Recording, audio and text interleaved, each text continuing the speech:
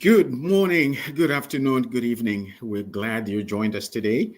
I usually start by saying life is so daily. This is the day the Lord has made, and we want to rejoice and be glad in it.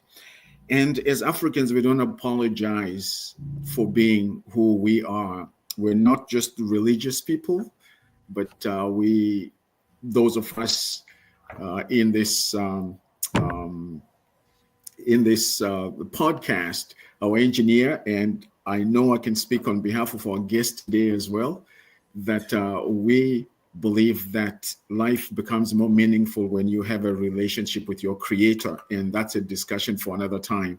We could get into that. And we've had different people as well talk to us about that. But for today, this is Today's Africa with your host, Dr. FM. And I'm delighted that you've joined us today. We go live every Saturday at 11 Eastern Standard Time.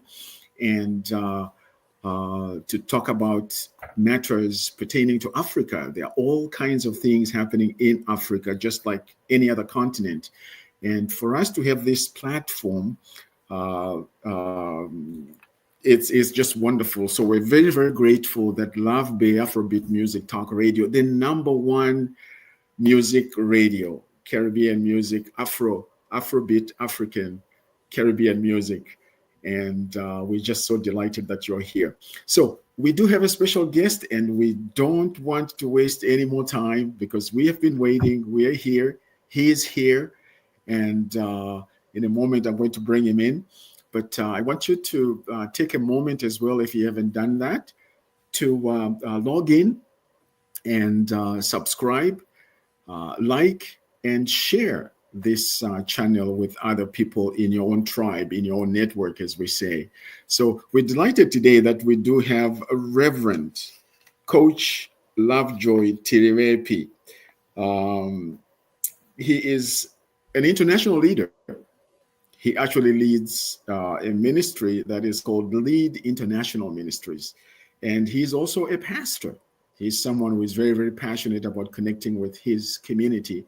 And the last time I checked, and I don't think that has changed, he is somewhere in Colorado. So he will be with us, and he will share with us some of the things that are happening in his life briefly before we get into our topic. Our topic today is a loaded one. We're talking about leading in unplanned and chaotic contexts. Now, you can be assured that this is a loaded topic, not just in Africa, but anywhere in the world. But we're going to be looking at Africa today, and of course, our brother is someone who is very well versed with Africa as a continent, and also has been to different parts of the world as a leader. So we're really, really delighted. So we're in for a real treat. And again, this is your host, Dr. FM, on Love Bay Afrobeat Music Talk Radio.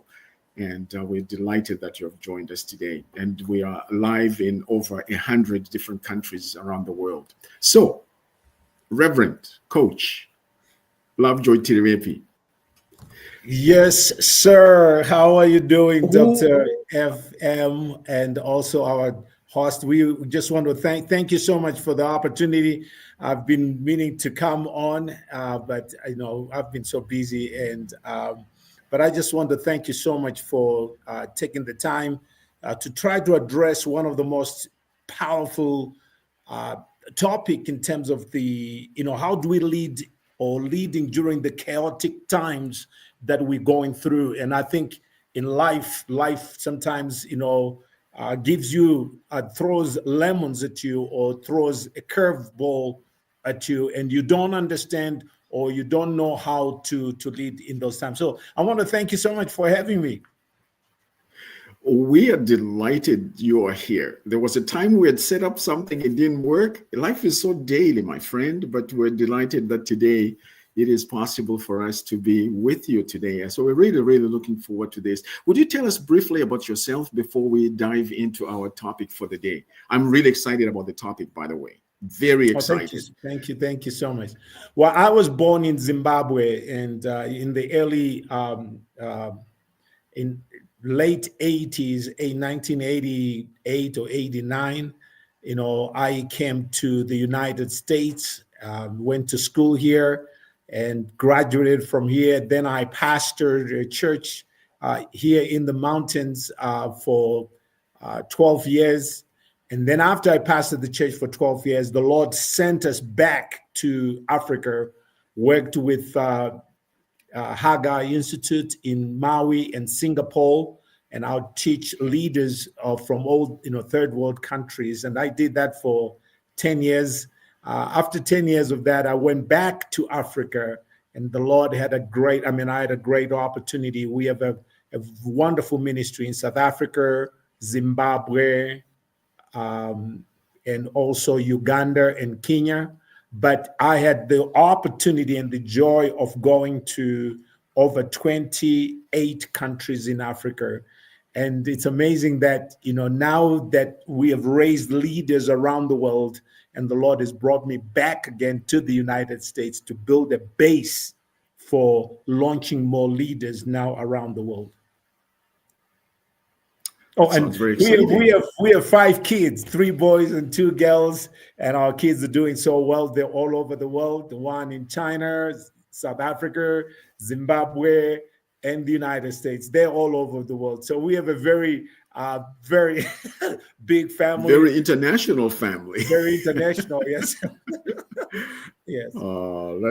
That's wonderful. Listen, we're just delighted that you're here, and thank you for taking a moment just to let us know some of the things that you've been doing. I know that leadership is something that is very, very close to your heart, and I'm aware of some of the things that you have done in Kenya, in Uganda, Zimbabwe, and South Africa, and of course what is happening in the US. We have had opportunities to share briefly about that, so we're really, really delighted.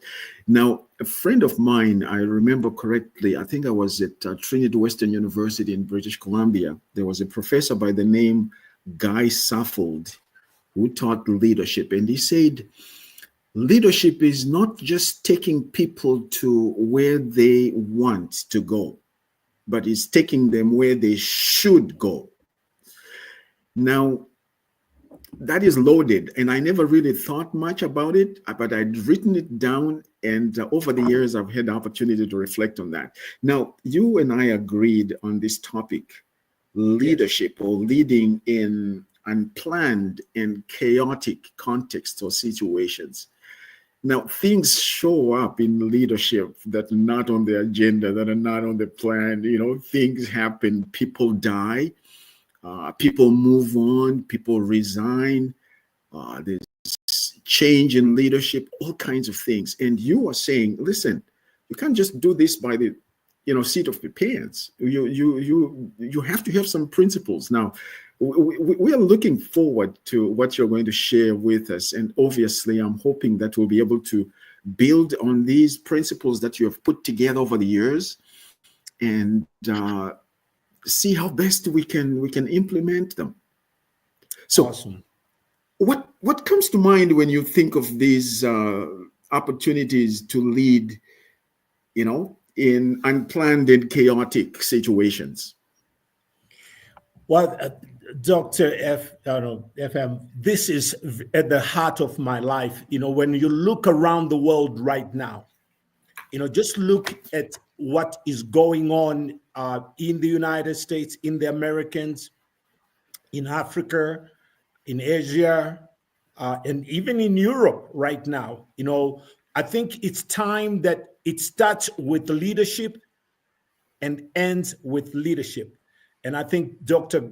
Gail Stafford was very right. So how do you help people who are in a very traumatic situation or who are going through difficult times, and then as a leader, you are brought into that leadership to try to solve the problems?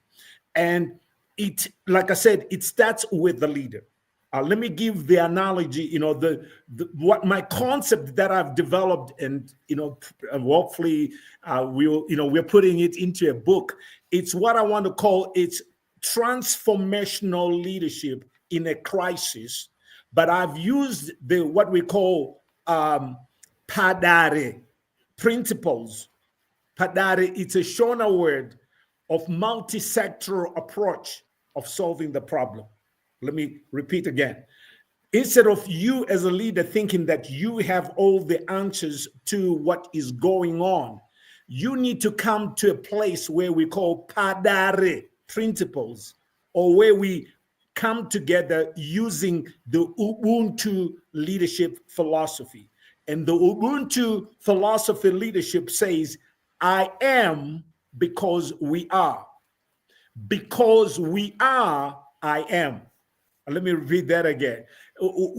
Using the multi-sectoral of principles of Padare, but coming into our way of life and how we solve problems using Ubuntu. Ubuntu now says, I am because we are, and because we are, I am. And the principle, and because of time, we might not be able to go to all the levels of leadership in crisis, or how do we transform community transformation coming out of a crisis. I have had opportunities to go into conflict countries. I was in the DRC. I was in Somalia. I was in Eritrea. I was sent to go to, before the crisis in Libya. I was in Tripoli. I went to Tunisia. I was in South Africa when the crisis was happening and the transition of leadership. But what I have seen is this: when you are faced maybe it might be in a personal relationships or family situation or leadership capacity or your company capacity, the problem that happens is when there is fire going on, don't just bring a fire hose to try just to come in and just think that you're going to just bring all the fire down, because you might actually create more chaos in the situation instead of you becoming the solution to the problem. You actually might come into the situation and become a problem. I can give you an examples of our leaders in Africa who took over by coups or took over by the gun, and then later on they've now become the problem that people have in the whole continent. It's because these leaders don't understand that although they've now come into a chaotic situation, but they're the ones that are now even causing more chaos to that thing. So my principle number one that I try to have leaders when you're now brought into a chaotic situation is, number one, stop.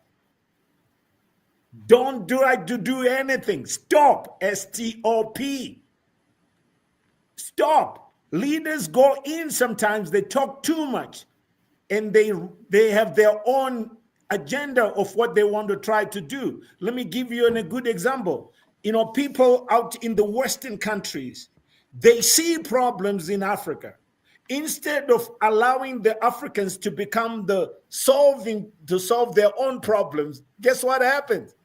They already have their fire hose or how they want to solve the problem.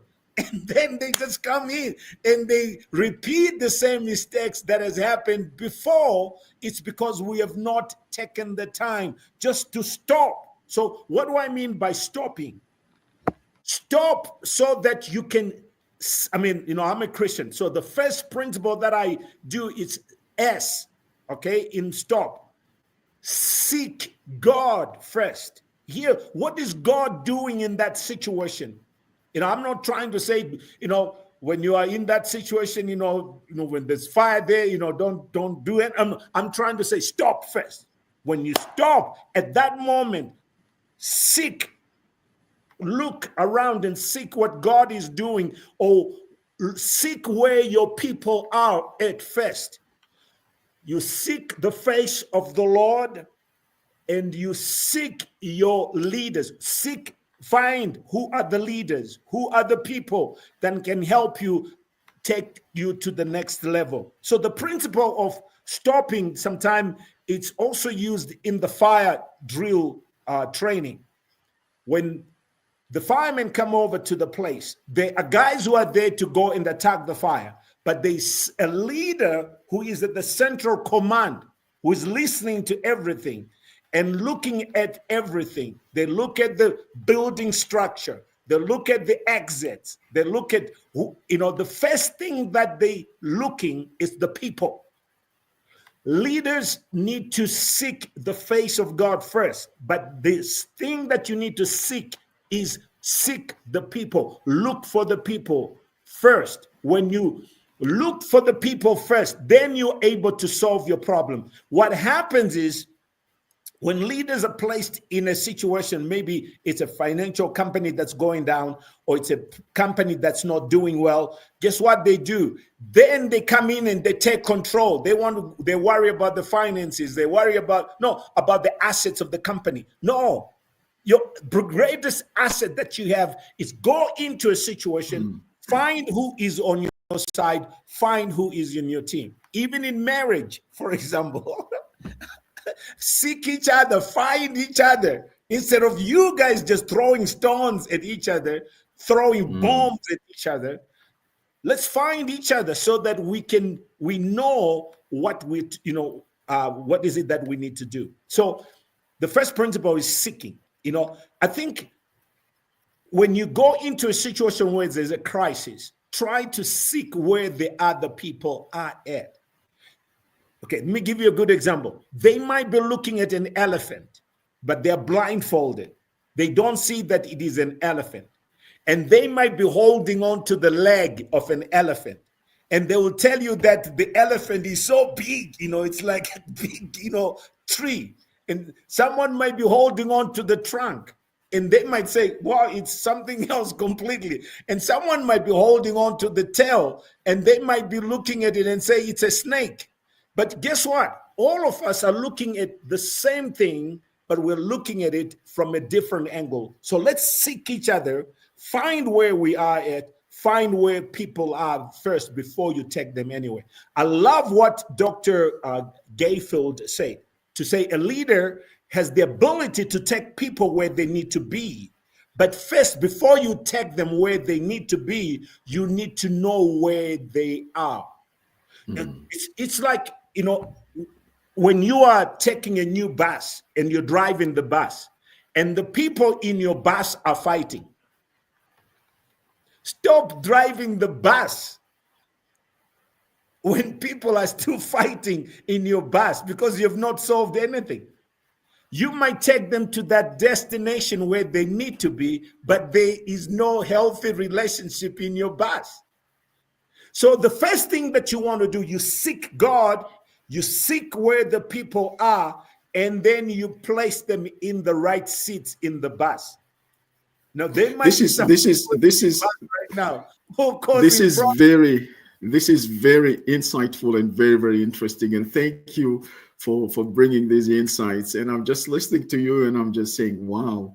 I mean, just you unpacking the stop. Yes. Because oftentimes when you come into a chaotic situation, you want to put out the fire, but you don't even know anything else other than I'm just here to put out the fire. But there is more to this. And you're saying take time. So this is wonderful. To those of you who just joined us, this is Love Bay Afrobeat Music Talk Radio with your host, Dr. FM. And we're here on Love Bay Afrobeat Music Talk Radio. And we're delighted that you have joined us. We're talking about leadership in unplanned and chaotic situations. And we have Rev.Caoch Lovejoy Tirivepi here, who is an international leader, someone who is very well versed in leadership techniques, leadership training, leadership development, really globally. He has worked a lot in Africa. I mean, born and raised in Africa, and of course now serving from the United States of America. We won't hold that against you, brother, that you are in the US, but you are African the last time we checked.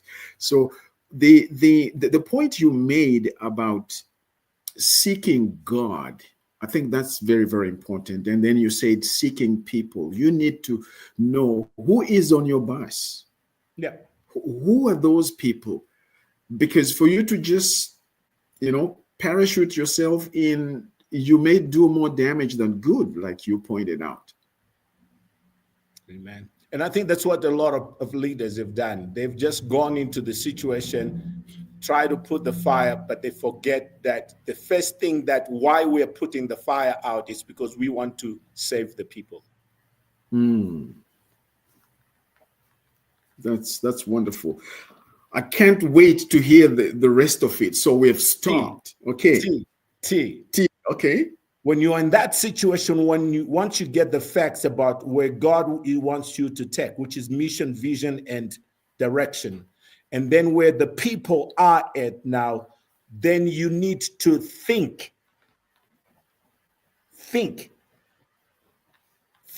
through that situation. Don't try to start going somewhere with these people without thinking through what has happened. And we do what we call thinking through. If you guys come to our workshop and seminar, when we're doing this, we put groups in different groups to say, when you are a leader, you're given this situation, how are you going to get the people out, and what is the thinking process there? So it is the brainstorming. It is also gives the opportunity for the leader, and we go into the principles of listening, and how do you listen to other views that are different from yours so that you think. You see, a leader is not afraid of criticism. A leader is not afraid of chaos. You can thrive when there's chaos. Instead of you running away, but you become the center of what I'm calling a think tank. Establish a think tank so that ideas and people can start coming in together to help you through that process. Sometimes, Francis, one of the things that I had opportunity was going to Africa when I was working for Transformation Africa, which was a prayer movement for the whole of continent of Africa. And so what they would teach me is that when I go into the country, before I try to give them solutions of what to do, I try to find out what is God already doing there. Find out, think through the process, hear what God needs to happen. Let me give you a very wonderful example of Deborah, the prophetess. She actually is known as the prophet in the Bible. Deborah, there's crisis of leadership in Israel. And Deborah, one of the things that she does not go running for office. What does Deborah do? Deborah hears what's going on, and she goes to the mountain, and she establishes a prayer mountain to pray through the issues and then listen to the people's problems. So the Bible says that in Judges, the people started coming to Deborah with their problems. And then they found out that, this person really thinks through these issues. And then she says, how do we fight the enemy? And guess what she does? She has never fought. She has never gone to battle. But because she's now thinking through this year, because she cares for the people, she goes and asks one of the army commanders to say, can you go and fight the Moabites? And you know what? This commander has been trying to fight the Moabites the rest of his life. He just needed the Deborah to literally help him or encourage him or lead him into his destiny. And she actually says, I have never fought. And then guess what this guy says? The commander says to Deborah, Deborah, I cannot go unless you go with me.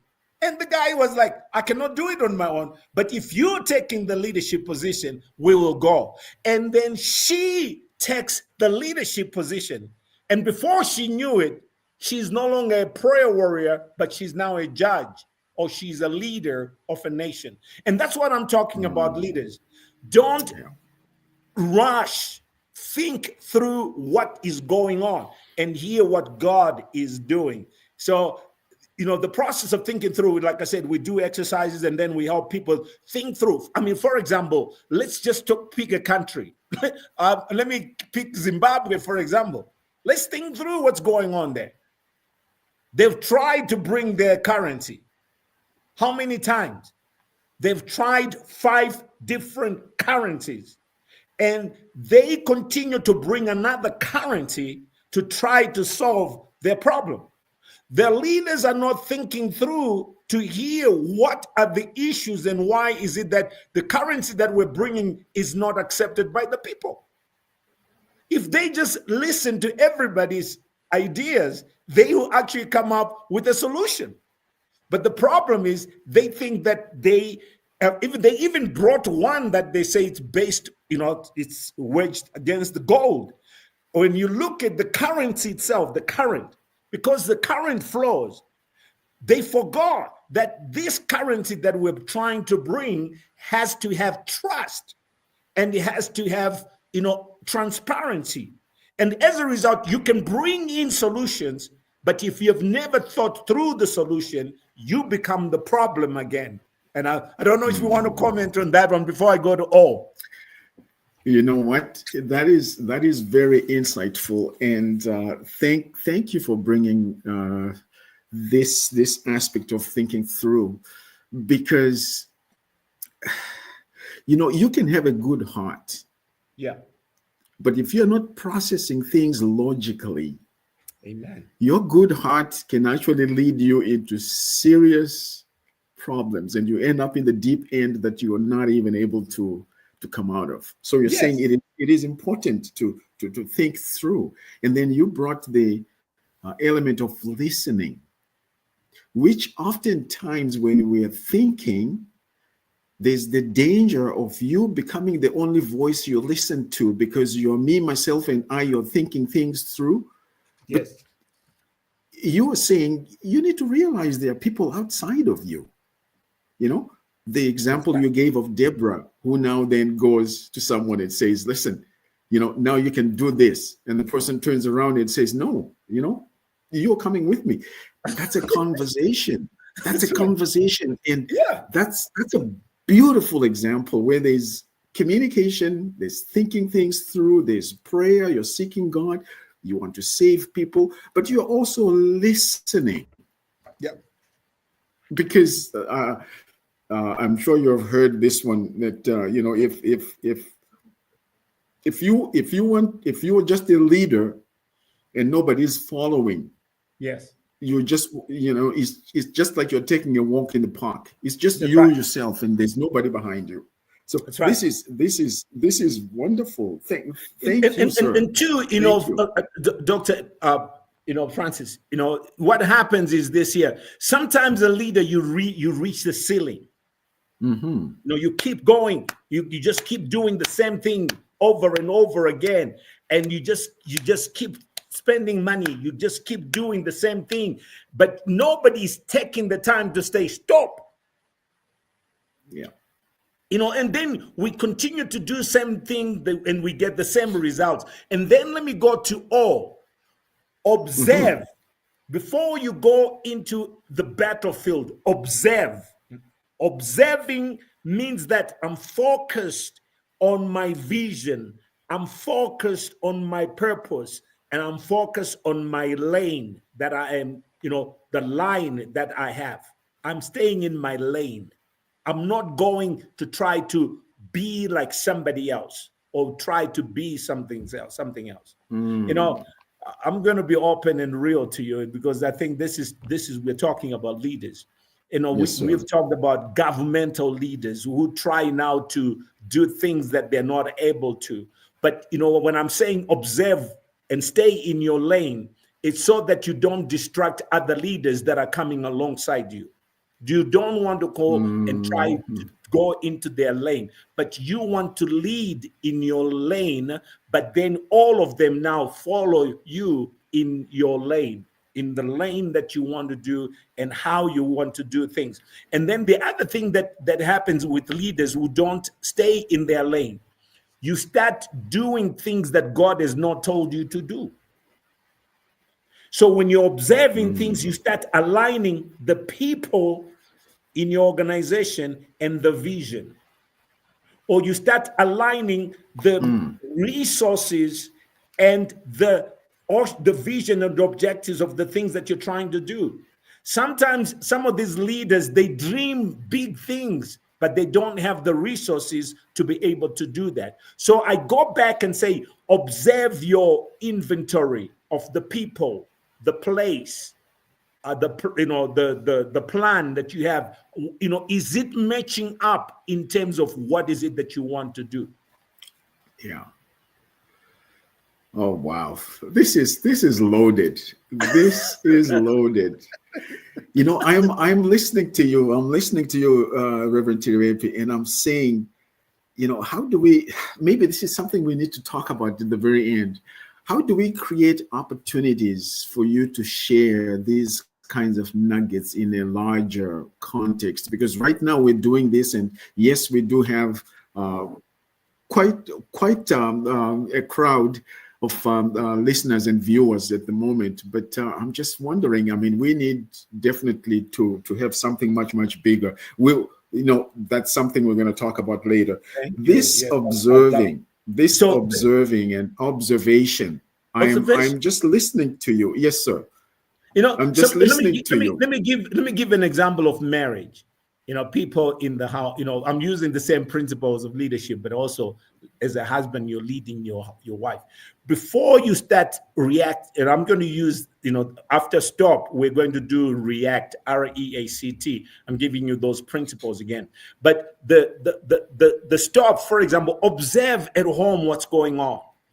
Before you start talking, before you start just lashing, see what's going on. What's going on with your wife? What's going on with your children? Do you know where they are at right now? Do you know what's going on with your family? Do you know what's going on in your church? Do you know what's going on in your country? And before you just lash out, you need to observe. So then after observing, we need to go to P. P is coming up to planning. You need to plan and have strategies on how to go and put the fire, or how to react to the chaotic situation. As a leader, you need, after you have stopped, after you have thought, after you have observed, you need now to come up with a strategy. And this is where we talk about now shifts, shifting gears. You need to shift gears. Maybe, I drive a manual car, so you cannot drive your car in first gear the rest of its journey. It has to go to another level. So you need to allow the whole machine, or the whole organization, or the whole church to shift from first gear to second gear. But before you shift from first gear to second gear, as a leader, you now know that I have a clutch that I need to put in.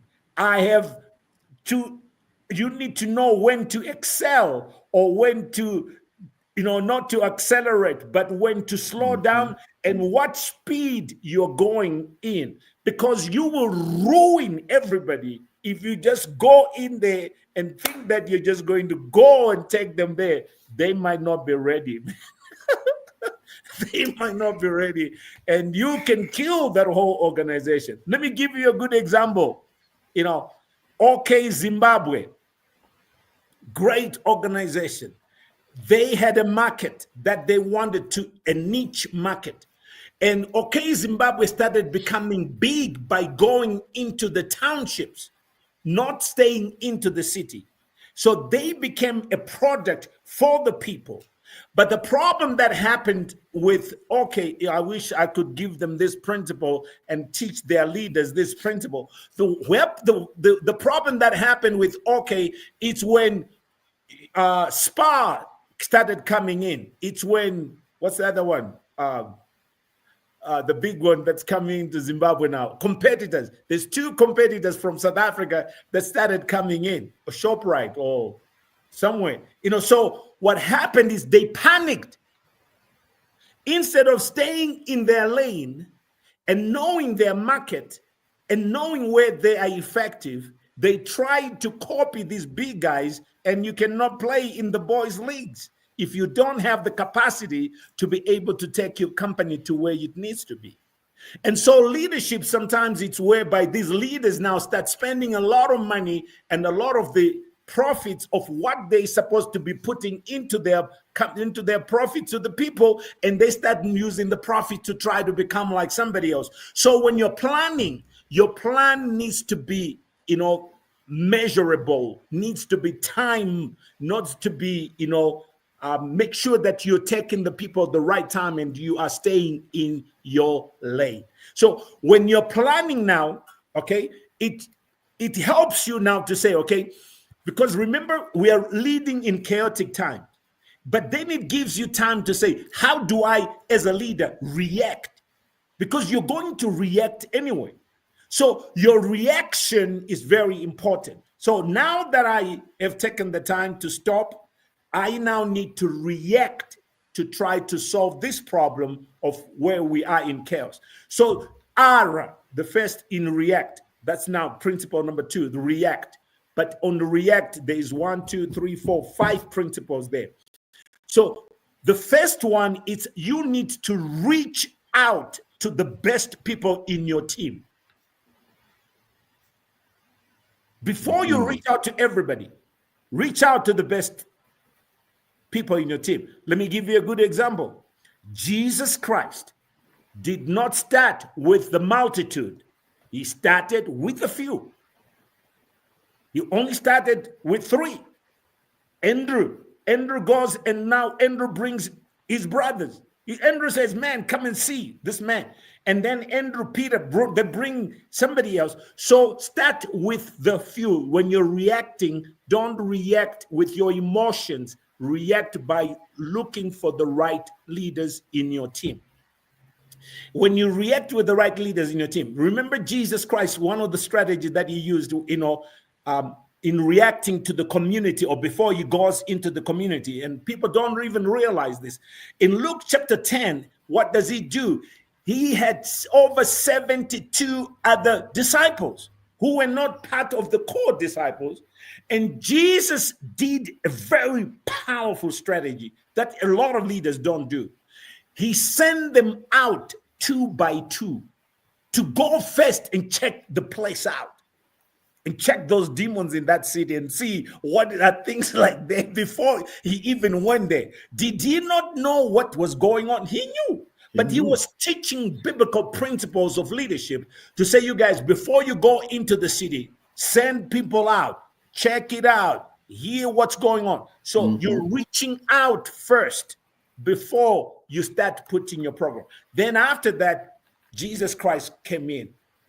I love the strategy when you're reaching out. Jesus Christ says, pray that the Lord of the harvest will send more laborers into the field. What he was saying is, send so that I can send more people ahead of me. By the time when you went in the city, he says, bless every house and bless whoever gives you the food. And whoever did that, that's where Jesus went, because it was now solving the problem in that city. After he goes into the city, boom, transformation happens into the city. But it starts by how you react. You don't react there by just talking. You react by, wow. Excellent. Oh, wow. You are right on the money, sir. You are right on the money. This is Love Bay Afrobeat Music Talk Radio. We are live here on Today's Africa, and we're talking about leadership in unplanned and chaotic contexts. Life is so daily. As a leader, it really doesn't matter. It really doesn't matter whether you are a leader in position, a leader in office, or a leader in practice. The truth of the matter is every leader is a leader in practice. We do have some people who are really figureheads in organizations, and they are there to maintain a position, but people look around and sometimes you wonder what is really going on here. But you, sir, Coach Reverend Lovejoy Tirivepi, you were saying there has to be principles that we need to adhere to before we can actually function, which to me sounds like we need to have these kinds of principles talked about to everyone who is aspiring to be a leader, so that they know when things happen, these are the things you'll be able to fall back on. One of the things I'm just imagining now is in some of those places where you have shared these kinds of things, people are looking behind after, after all the casualties and all that, and looking back and saying, gee, I wish somebody had told me about all this before all this blew in my face, right? So you're saying we need to reach out. We need to reach out to the best team players, because there are people on your team and you need to find them and connect with them. Yeah. That's wonderful. So that's the R. So what's the E? The E is you need to show empathy. Your team needs to show empathy to the people that you're going to be leading. Let me use the analogy that you gave with, remember Dr. Guy Suffold. In his book, one of the things that he does, he shows that, leaders, before you start leading people to where they need to go, I mean, he talks about the empathy. Sometimes they might need to be fed. Sometimes they need to be taken out of their whatever situation that they are in. What do they need? Okay, what do they need? Let me give you a good example there, in showing empathy to the people and say, I empathize with people sometimes who are in the streets or who are in chaotic situation, to say, what is it that they need before I try to give them what I think they need. There was a lie that we used to share with people that teach a man how to fish and then he'll feed himself the rest of his life. That was a half truth. There's no truth in that. And we keep telling them, we're trying to help you how to fish. That's half a truth there. Let me help you expanding it by empathizing with the people. They might know how to fish. They might know how to work. They might even have degrees. Zimbabwe has, I'm sorry, I keep using my Zimbabwe because that's where I'm from anyway. Zimbabwe, South Africa, we have the most educated people. And yet they are the most that are suffering. Why? Because nobody has now said, you know what, these people need a pond or need a river or an ocean to go and fish.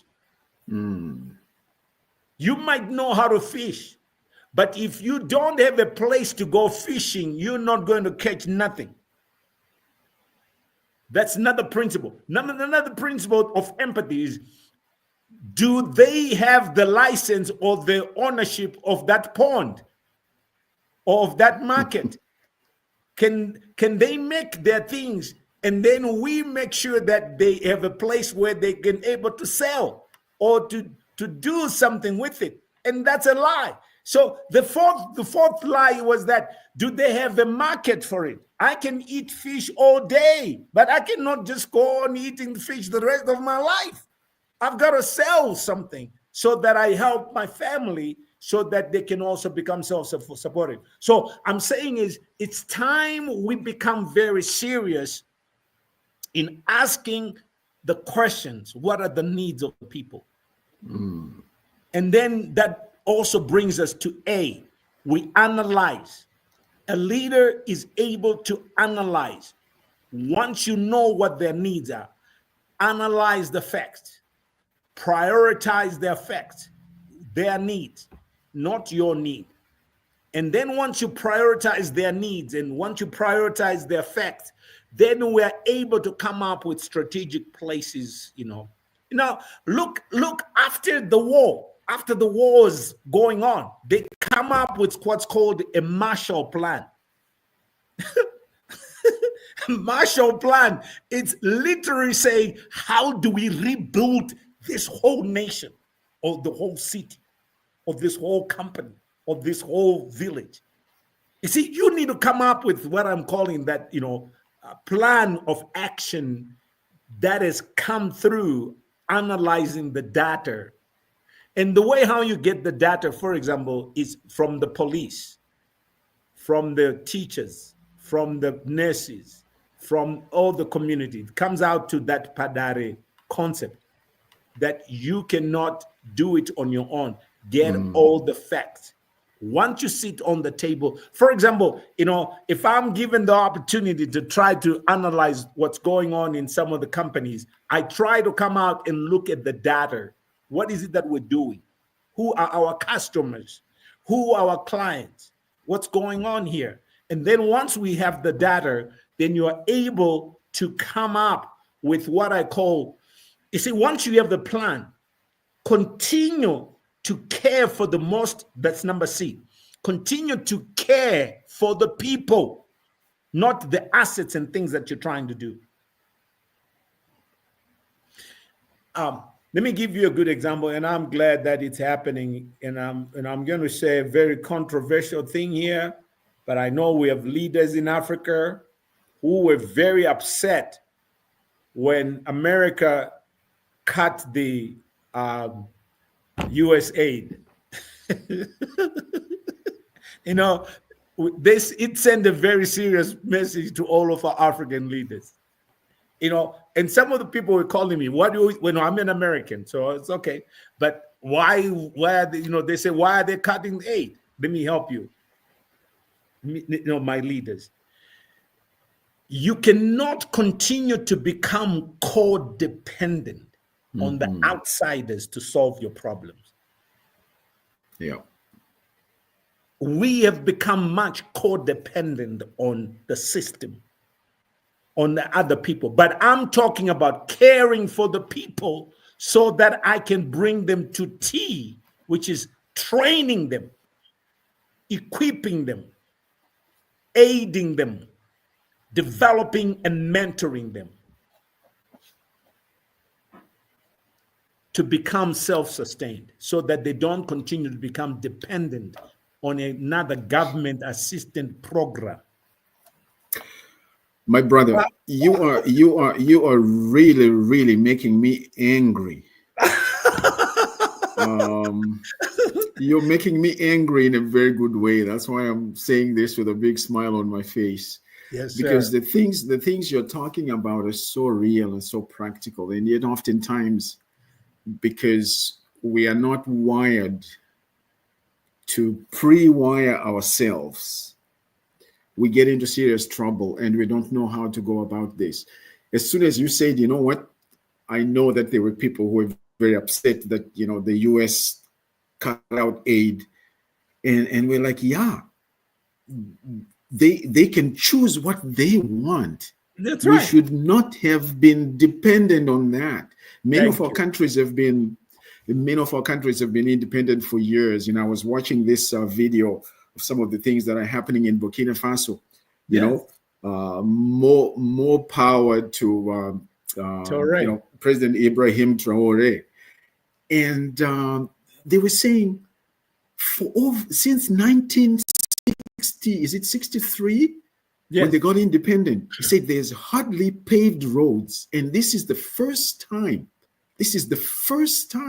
Yes. That they are seeing that the president is actually, talk about good relationships. He goes to Ghana, he gets all this equipment which he doesn't have in his country, and he says, no, I am not going to ask somebody else to do this. The government is going to do it. And now that he has invested in his people, the government, the people who are now going to be doing this, he has nothing to worry about because he knows things will be done right because he has invested in them. And I'm listening to you talking about caring and then training them, equipping them to making sure that, it's not just you going to fish. Yes. But we want to make sure that you have a pond where you can fish. And we want to make sure that you have legitimacy to this pond. Yes. And we want to ensure that there is more coming into this pond so that you can thrive and not just survive. Yes. I just received a comment here from someone in Harare in Ndlovu. He says, great program. You're absolutely right, Ndlovu. You're absolutely right. And so there are things that we need to wake up to. And what you're doing, my brother, as we come toward the end of our program here, we still have a few more minutes. So, but I want us to be thinking, what do we need to do to make sure that these nuggets you're sharing with us are really shared with the broader listeners and residents and citizens of our great continent of Africa? You are a Pan-Africanist, I know. You've been to so many countries in Africa.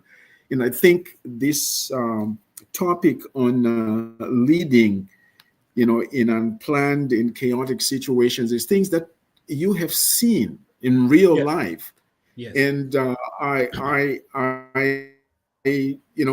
now what I'm going to put you on the spot here because Sure. I want to, because I know you can handle that. What Sure. are some of the things that have happened with Lead International that you have had to not reinvent, but you fell back on something that brothers and sisters already knew about, and you were able to bring this organization and this ship to continue sailing? It's been around for several years now, and it's still sailing. You are developing leaders in Nachivale, as they say sometimes in Uganda. You are developing leaders in Somalia, in Kenya, in South Africa, and Zimbabwe, and Zambia, and all this. What has allowed Lead International to sail after something had happened? Do you feel me? Do you hear what I'm getting at? Yes, What is I hear what you're saying. I also share with us that briefly. I also see it. There's a. You don't have to go into a whole lot of details, No. by the way, but Yes, just give us enough to understand what we're dealing with here. I'm going to do that. There is one of your listeners there who says that would it be possible to touch on the leadership crisis in Africa, Burkina Faso, please, Enka. I'm just going to give it. You've already talked about Traore and what's going on there. There's a new generation of leaders that's coming up, and what upsets me the most, Dr. FM, is the codependency on Africa that we have been going through. For example, the Frank's currency, which was now controlled in France, and yet the people in Africa were suffering because of the young people and young men who were digging the gold, who did not understand that we can now help with that gold and refine it ourselves. And now it was taken out of the country, although they had said that they're independent, but they were not independent. The Western world continued to control the resources of Africa, and they're still doing that. Leaders need to wake up. Leaders need to wake up and say that we need to take care of our own resources. Let me just, we need to get back on this one here. Traore, president, let me give you a good example. He saw that his people were buying ketchup. What do you guys call it in Africa? Sauce. What do you call it? Tomato sauce. I think they call it tomato sauce. Tomato sauce. And you know what he started doing? He went and bought the equipment to give to the farmers. He said to the farmers, you plant tomatoes. I will buy, the government will buy tomatoes from you. And then they put a tomato manufacturing factory that is now manufacturing tomato for the whole of West Africa. That's what I'm talking about. Understanding how we can solve our own problems instead of trying to have America solve our problem. It breaks my heart that right now the deal that DRC is making with America, the deal is connected to the minerals.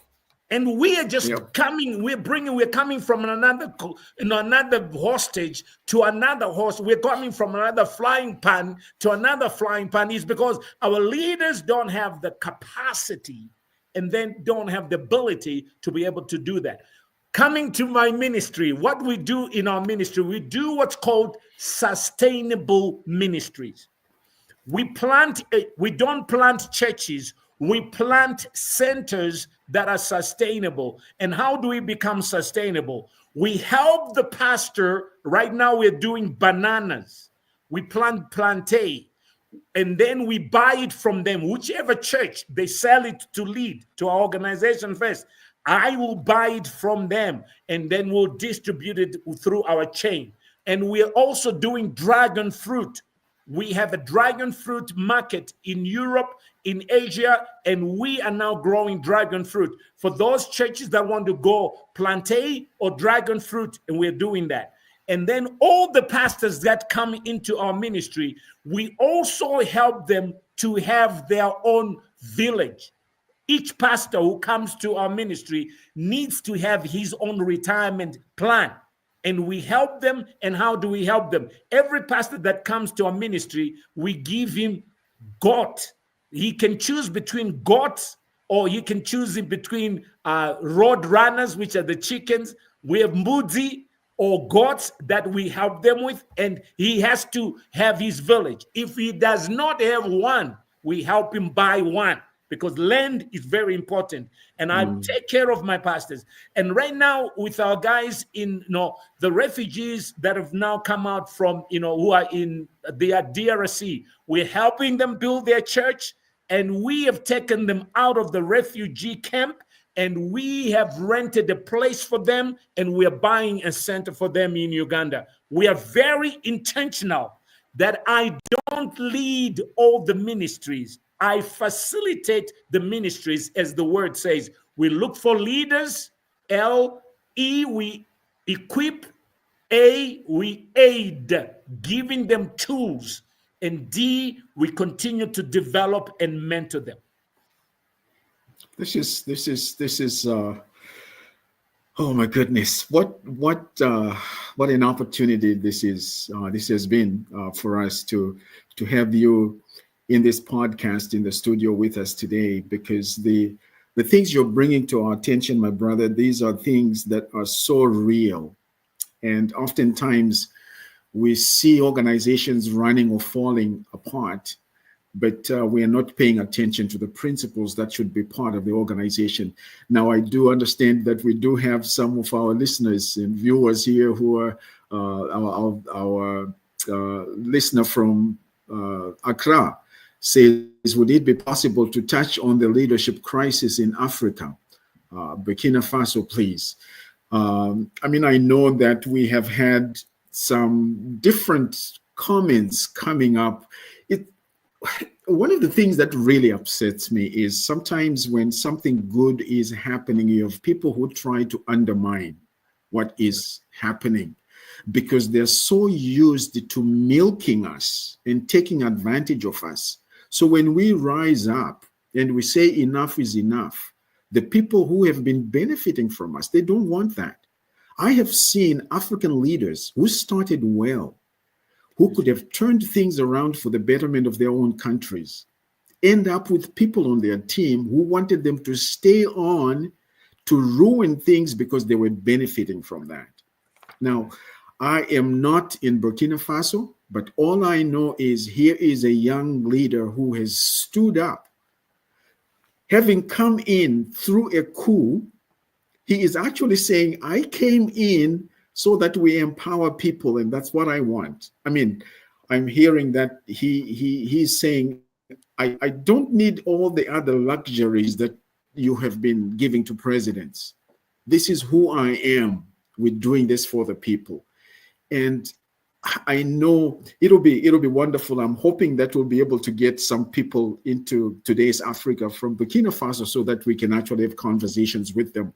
And I think from what I'm picking up from Burkina Faso, there's such an openness. I don't think they are shutting down people from the outside to not say anything about what's happening. They're being transparent. And I think from what you said about Lead International Ministries, that's something you value. You want people to know what is happening. So I'm hoping that if we have any people around that area who are able to be our guests, please connect with Love Bay Afrobeat Music Talk Radio, and our chief engineer here, Mr. TYB, would be more than happy to link me up with you as well. And then there's another thought again here that's coming from someone who says, do you think the youth in Africa are ready to take over the leadership. I think that is an emphatic yes. Yes, yes. Because when you look at leaders like President Ibrahim Traore and how he has risen and what he is doing, and being a young man, I think even some of our older presidents are learning from him and realizing, you know what, it's probably time. You see, just because you're stepping down to hand over, it doesn't mean you're a failure. You don't have to die in office. You don't have to die in office. Listen, Jesus died for all of us. There's no need for you to die for the kind of leadership that you want to rise up for. You can always pass it on in humility to others as well. And we're finding there's someone here from New York City, Diallo, who says, Dr. FM, please, any program on Burkina Faso will be appreciated. It sounds like Burkina Faso is right there these days, and rightly so. Dr. Francis, you're so right. You're so right. I think just to answer that there is emerging leaders in Africa that are coming up. One of the other examples that I just wanted to encourage our listeners, it's what's happening in Botswana. There's a serious transformation happening in Botswana. That's right. And also look what's happening in Angola. There's a serious, transformation of leadership that's happening Namibia.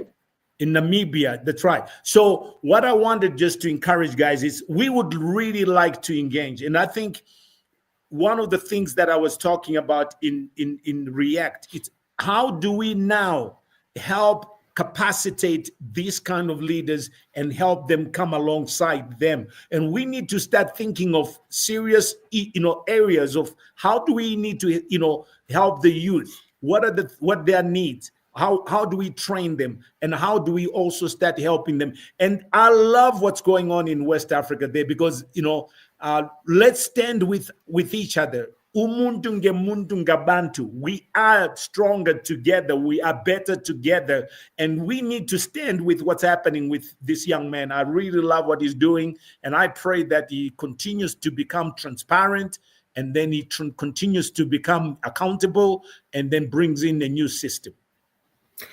You touched on a big word there, sir, accountable. Accountability is really, really important. And I think when we see how he is bringing the country together, now people are beginning to see things differently. And these are the same people now who are standing up with him and standing up for him, because they are seeing who he is.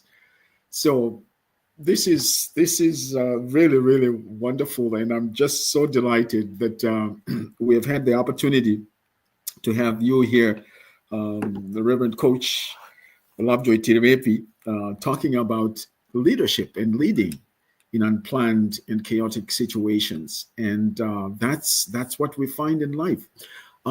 Just as we come toward the end, someone has said that whether it's a good thing or a bad thing, there are usually three things that have to take place. Whether you're going to do a bad thing, whether you're going to fall into temptation, or whether you're going to stand up and do the right thing.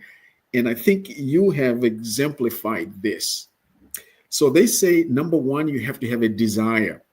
You have to have a strong desire for something. And we see that you're passionate about leadership, and that's commendable. But not only do you have to have a desire, but you have to have skill. You are trained, you are equipped, and you're now in a position to equip other people. And lastly, there has to be an opportunity. An opportunity has to be created for you to be able to put into practice the kinds of things that you have been sharing with us. So as we come to the end of our program for today, by the way, we will have you back, and that's not a threat, it's a promise. We want you to think along these lines and just say, what kind of opportunities should be created so that the kinds of things you're talking about, sir, is shared not just with our church leaders. I know you're a man of the cloth. And by the way, I heard congratulations on going back to the church you were in Colorado. And it speaks well of you, sir. It really does. After so many years that they would ask you to come back, they saw something in you. And we're grateful to God for that. So how do we take these things you're talking about, sir, and we want to put that in the greater Pan-African movement that's emerging? What can we do, and how can we enhance and facilitate these kinds of things that you're passionate about? Wow, thank you so much for having me again, and I really appreciate that. One of the things that I would really like to do is, like come back and do my whole chapters on that I do on Padare, leadership thing. But coming back to what you just said, when there is, I love the desire that there's been a very serious desire in Africa. But what happens is when we have leaders who are desiring to bring change to Africa, they tend to kill our leaders, or they tend to silence our leaders.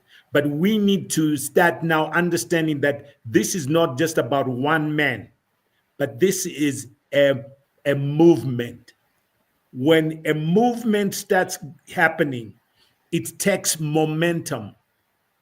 But we still are finding each other. Let's find each other. I love some of the things that the other guys are talking about. Would love to hear what they have and what they're saying. And then we also now need to have a momentum. And then when you have a momentum that's starting now, which I love this dialogue because it helps us to move the nation in the right direction.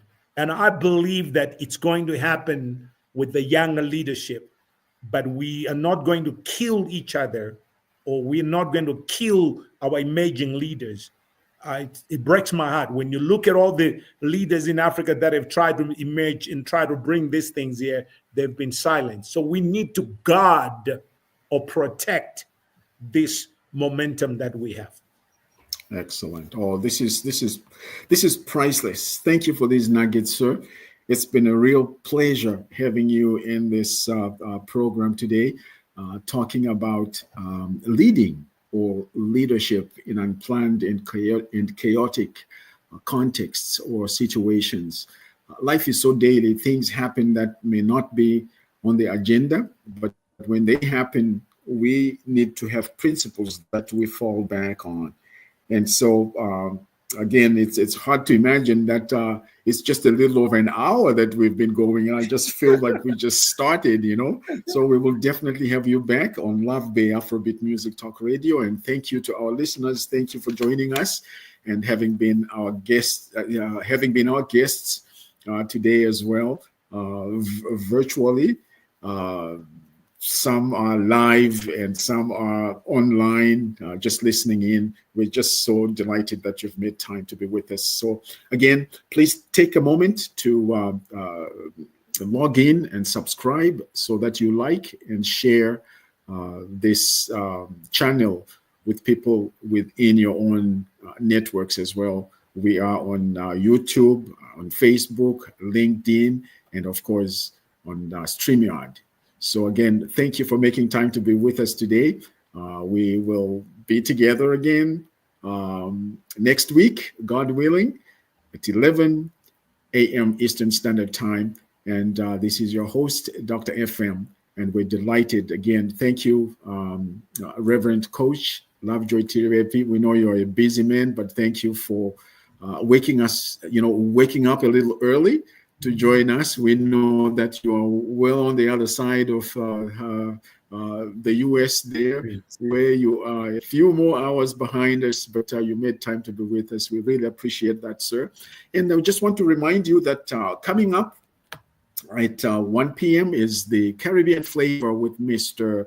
Marcus and Miss Jen to Blue. You don't want to miss that. And again, this is Love Bay Afrobeat Music Talk Radio We are right here on Today's Africa, and this has been your host, Dr. FM.